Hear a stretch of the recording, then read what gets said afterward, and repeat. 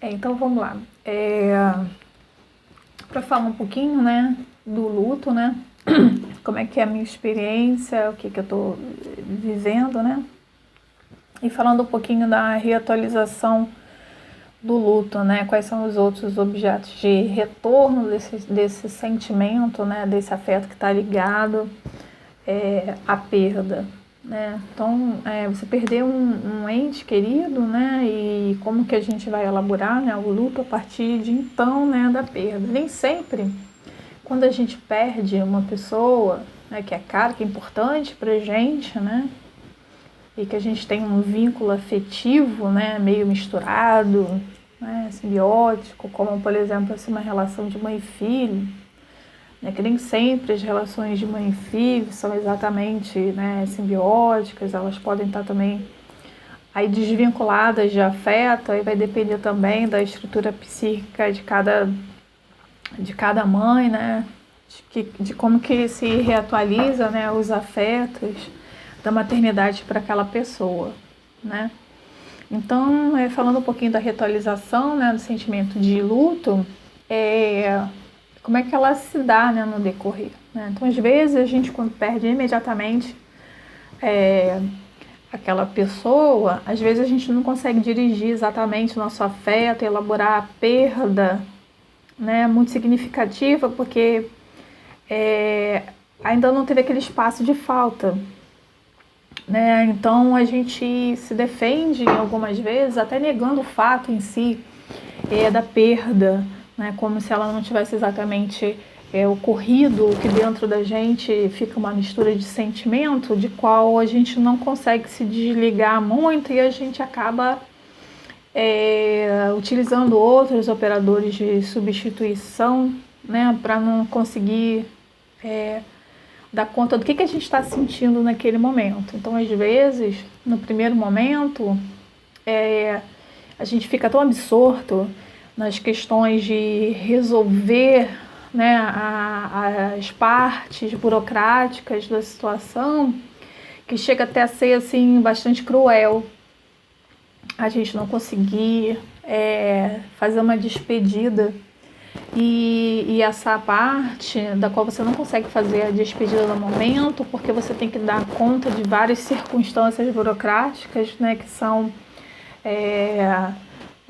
da questão do sepultamento, né, da questão do convite das outras pessoas, que você não sabe nem exatamente o que está acontecendo com você dentro de você mesmo, né? Você às vezes se pega até consolando outras pessoas, né? Como se você tivesse a parte daquilo ali, porque você não consegue ligar exatamente o que você está sentindo, né? Eu acho até que quando uma pessoa está num estado de doença, né, onde que você vai percebendo, né, a perda daquela pessoa aos pouquinhos, né, e você não quer ver muito, né, porque você até se sente impotente quando você tem um ente aí que tá doente, né, e que você almeja a recuperação, né. Mas aí, voltando à questão da reatualização do luto, né, o que acontece quando a gente vai vivendo, né, a nossa vida após a perda?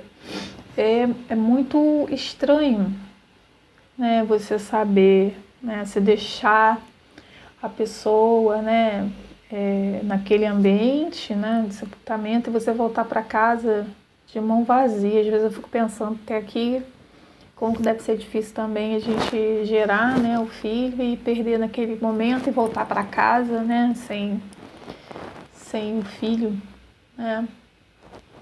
E como é que a gente continua, né, daí, porque a gente tem que dar conta, né, do restante da vida.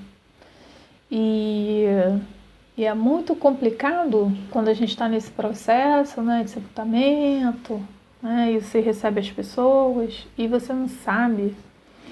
É muito... e você recebe das pessoas coisas tão, assim, repetidas, né? Eu sinto muito, meus pêsames, né? Uma coisa assim tão meio que robótica, sabe? Mas eu acho que a pior coisa que tem mesmo para você falar para um ente enlutado nossa, foi melhor assim, né? Ele estava sofrendo muito e você também, né? Como assim, gente? Não tem como você fala com uma pessoa que você perdeu, que é melhor assim, que a pessoa estava sofrendo muito, que agora... A pessoa que não quer perder, a gente não quer perder, a gente não quer ver embora nosso ente querido, então nunca é melhor assim a morte, sabe? É a falta. Nunca é melhor assim. Melhor é a pessoa se recuperar e ficar bem, né? Porque, embora a morte seja um processo da vida, né? Uma circunstância que vai acontecer com todo mundo, mas é uma situação que a gente evita a todo custo, né? De ter que passar por isso, né? E o luto, ele se reatualiza em cada momento tão estranho que a gente não dá conta de explicar. Então você pode estar assim, aparentemente muito bem, e aí você olhar para a televisão, você está vendo aí um programa, alguma coisa, e passar de repente uma cena que atualize aquela sensação. Então aí você se perde, né? E você tenta não ver aquilo, mas nem sempre dá pra gente trocar o canal, né? Porque às vezes a gente está na vida e conversando e trabalhando e de repente do nada vem aquela sensação e você não consegue ter um controle, começa a chorar copiosamente como você não tinha chorado antes, né? No dia da perda mesmo. Então por isso que eu acho que o luto ele é muito atemporal, sabe? Ele tá ligado a sentimentos e sensações que você não tem muito domínio disso. Então, às vezes pode ter passado 1 ano, 2 anos, né? Conforme no meu caso, onde eu tive um retrocesso impressionante. Quando aconteceu 3 anos, né, do falecimento do meu ente querido, eu tive que fazer exumação, né? E eu tinha escolha, né, do que eu ia fazer. E eu não queria perder, né, aquilo que sobrou do meu ente, né, que era como se fizesse parte do meu corpo também, né, porque sendo esse ente, né, meu filho, ele foi produzido dentro do meu ventre, né, aqueles ossinhos lá foram formados, né, dentro de mim, e eu não queria perder o que restou, né, da minha parte, né, da parte de mim, né, e que estava ali materializado.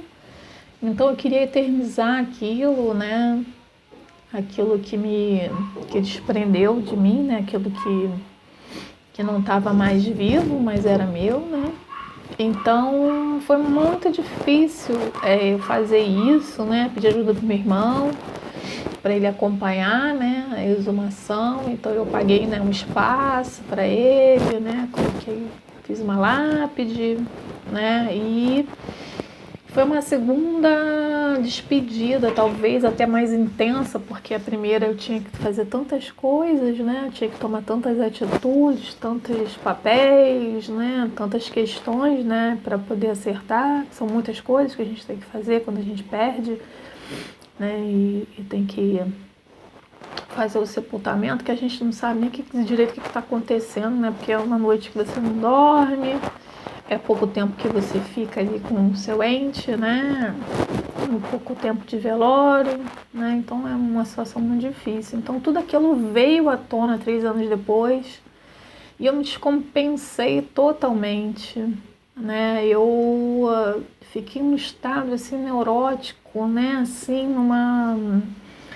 no limiar, né, entre a neurose e a psicose, no sentido de ter uma depressão assim bastante severa, e dali não ter dado conta de fazer mais nada na vida, sabe? Eu não tinha mais ânimo de levantar, de sair para trabalhar, porque eu não conseguia me relacionar com as outras pessoas, porque eu não conseguia entender como que as pessoas viviam, né, no seu dia a dia, como é que elas andavam, como é que elas conversavam, né? E eu não conseguia fazer mais nada.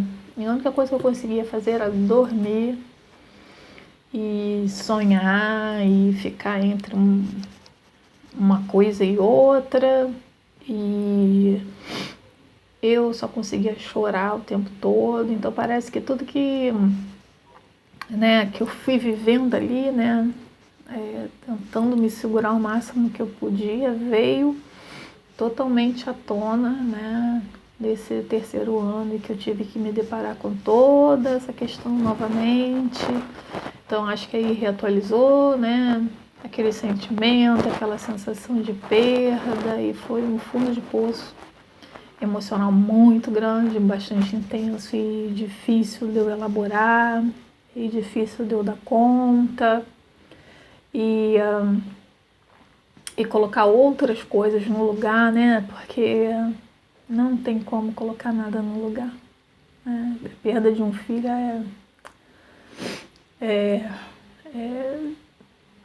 é injusta,